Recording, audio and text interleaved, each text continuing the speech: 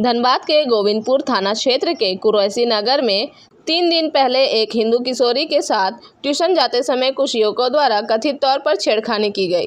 पीड़ित परिवार ने इस घटना की शिकायत गोविंदपुर थाने में दर्ज कराई, जिसके बाद मामला पास्को एक्ट के तहत किया गया। लेकिन पीड़ित परिवार का कहना है कि उन्हें लगातार जान से मारने की धमकियां मिल रही हैं।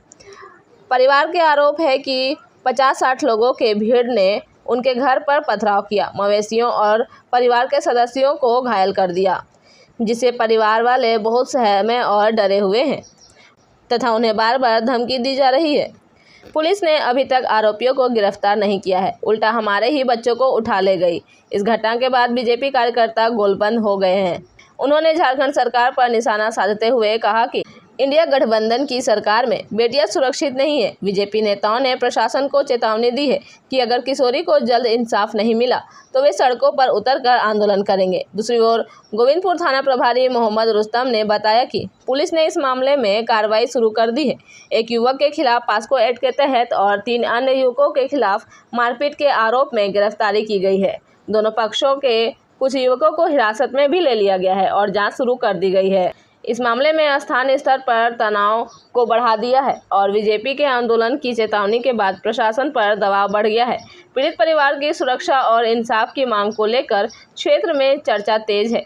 हम इस खबर पर हर एक पल का अपडेट आपको देते रहेंगे। अधिक अपडेट के लिए बने रहे हमारे साथ। जहराबाद है, वहाँ के कुंदन यादव अपनी बहन को लेके ट्यूशन पढ़ाने जा रहा था। कुछ लड़के थे, कुछ टोलबाजी किए। इसके बाद वो ट्यूशन पढ़ा के आया, वो लोग लड़के उधर से आ रहे थे, उसे घर के पास रोका। वहाँ दोनों झंझट हुआ। झंझट होने के बाद मारपीट हुआ। मारपीट के बाद जो लड़के थे वो अपने घर में फ़ोन किए तो कुछ अमला टान से कुछ लड़के आ गए। फिर दोनों सब तरफ से पत्थरबाजी भी हुआ, दोनों तरफ से चोटें भी आई हैं। पुलिस दोनों के आवेदन पर कांड दर्ज किया गया है और जो दोषी हैं घटनास्थल से ही हम लोग वहाँ से उठा के इलाज भी कराए और उन लोग को न्यायिक हिरासत में दोनों पक्ष को भेज दिए हैं। जो दोषी का कहना है कि बार-बार लोगों पर दबाव पड़ रहा है कि मार देंगे, धमकी का दबाव पड़ रहा है। परिजन लोग हमारे पास तो ऐसा नहीं आया है, तो ऐसा कोई बात है तो परिजन लोग मेरे पास आवे, आवेदन देंगे तो उस पर कार्रवाई होगी।